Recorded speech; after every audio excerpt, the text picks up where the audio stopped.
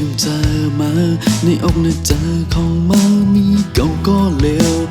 ลามหูถึงตั้งนานเจอทางว่ามาเตเฮ็ดมันนังลานจึงว่ามีเพอเตมาเต้นตีเก่าไหลก้อยมาสำลักมีเจอแทงเป็นเพอเตเฮอเก่ายุ่มเสลายไว้เจอในวันเมื่อไหนเตอันเป็นไร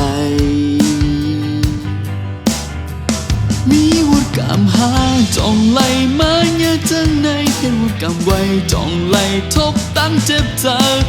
ปองเจอเข้าเจอมาเฮ็ดลีตะเลยก็มาตอนหูถึงจึงว่ามามีตั้งหักมันกืมสำตอบแต้นคืนเมื่อเอามีดมาแต่งมาโหเจอมีข้อความแค่ย้อนถามมา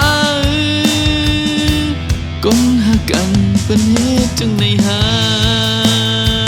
มีวัดกำหาจ้องไหลมาอยากจังในเฮ็ดวัดกำไว้จ้องไหลทบตั้งเจ็บเจอปองเจอเข้าเจอมาเฮ็ดลีตะไลก็มาตอนพูดถึงจึงว่ามามีตั้งหักมันกืมสำตอบแต้นคืนมันเอามีดมาแต่งมังโหจามีข้อความขย้อนถามมาก้นหักกันเป็นเหตุจังในหา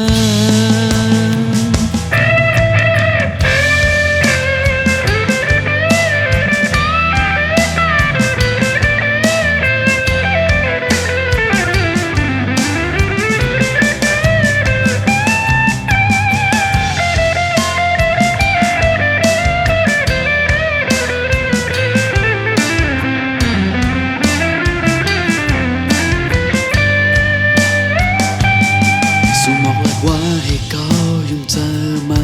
ในอกในเจอของมามีเก่าก็เลวลามหูถึงตั้งนานเจอทางว่ามาเตเฮ็ดมันนังลานจึงว่ามีเพอเตมาเต้นตีเก่าไหลก้อยมาสำลักมีเจอแทงเป็นเพอ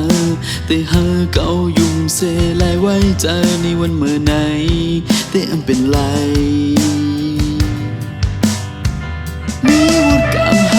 จ้องไหลมาเยอะจังในเห็นวัดกำไว้จ้องไหลทบตั้งเจ็บเจอปองเจอเข้าเจอมาเฮ็ดลีตะเลยก็มาตอนหูถึงจึงว่ามามีตั้งหักมันกืมสำตอบแต้นคืนเมื่อเอามีดมาแต่งมังโหจามีข้อความขย้อนถามมาก้นหักกันเป็นเหตุจังในหามีวัดกำหาจ้องไหลมาอยากจังในเฮ็ดวัดกำไว้จ้องไหลทบตั้งเจ็บเจอปองเจอเข้าเจอมาเฮ็ดลีตะไลก็มาตอนพูดถึงจึงว่ามามีตั้งหักมันกืมสำตอบแต้นคืนมันเอามีดมาแต่งมังโหจามีข้อความขย้อนถามมาก้นหักกันเป็นเหตุจังในหา